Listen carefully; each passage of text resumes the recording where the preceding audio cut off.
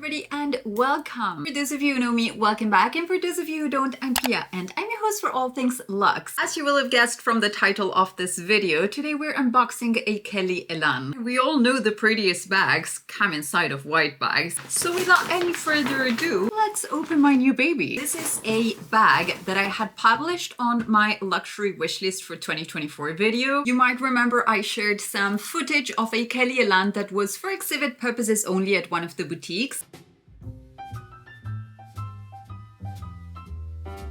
And in case you want to check out that video, I'll make sure to link it up here for you. The bag was actually on my husband's wish list. Although obviously when it came to the color, the hardware, the type of leather I wanted was a cheeky request of mine. And so he actually chose them based on what I really wanted. Now here we have her. This is my first ever Kelly Elan. I am so excited to have gotten for my collection. So the little strap that it came with, leather booklet, and the queen herself. The bag belongs to the Kelly family of accessories that Hermès proposes. For what I've noticed, each store has its own quota system for it. In some stores, this bag will count as a quota bag, as anything that has the name Kelly on it counts as a quota bag. And then in some other ones, it won't be. It just depends on the stores and the boutique's particular policy. The Kelly Elan model was originally introduced by the House of Hermès in the year 2000, and it was very shortly produced until the year 2002. So just 2 years of production until it was taken off the market. And now recently in the spring-summer 2023, if I'm not mistaken, runway, we saw it make its comeback. When it comes to the material of the handbag, mine is in Veau Madame or Calf Madame leather, which features a very delicate grain to it and provides the bag with a nice structure, since the model is only proposed in the cellier type of stitching construction. A very nice feature of the Kelly Elan model is the fact that the interior is actually created in a different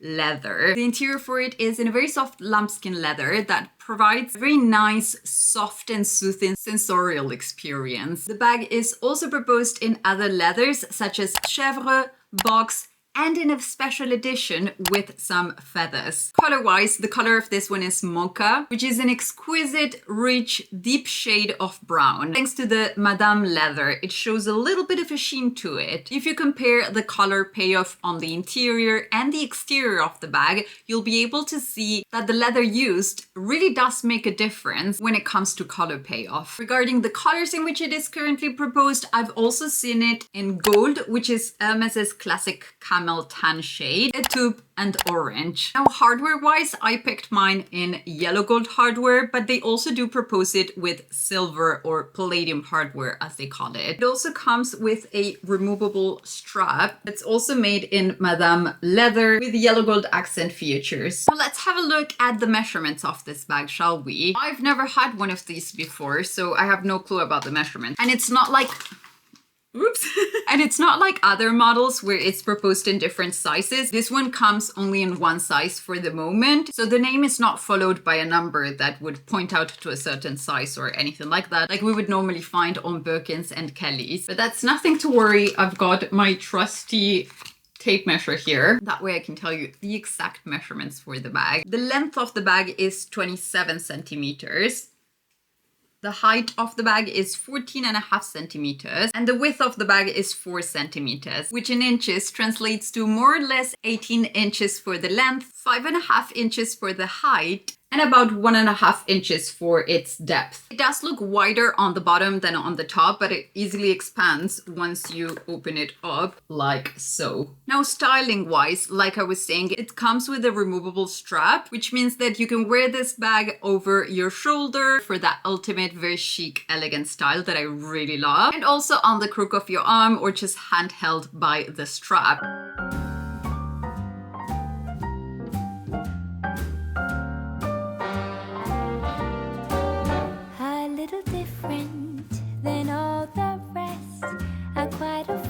Where I had sometimes played chess, and when I'm out, I'm looking for that vintage fling. But all complexions that I adore, so hard to find, these seem impossible to score. So I dream on to someday find that vintage love.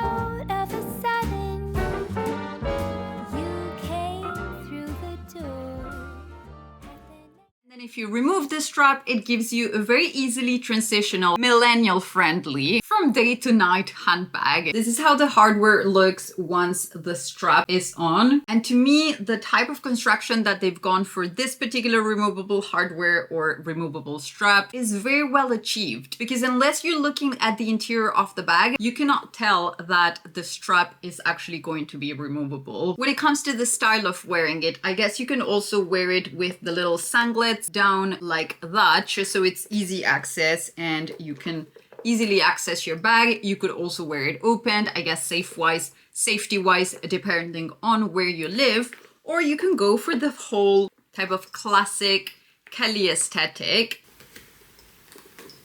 and fully close the little sanglets on the bag, which I think looks just really, really chic, to be honest. But yeah, ultimately, I am chuffed to bits that my essay and hubby were able to find this piece for me. I am so happy with it. I think it's going to make a beautiful addition to my collection.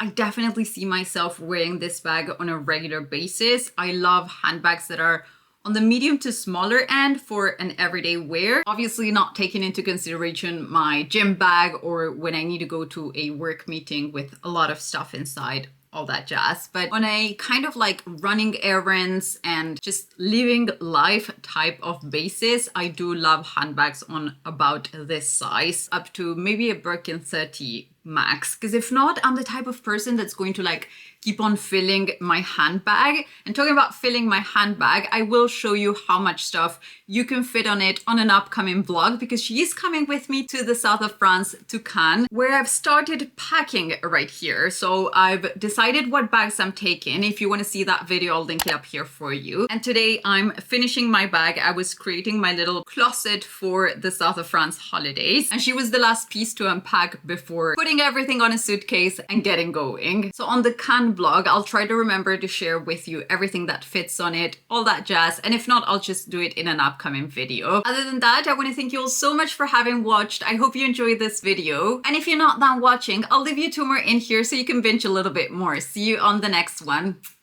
Bye!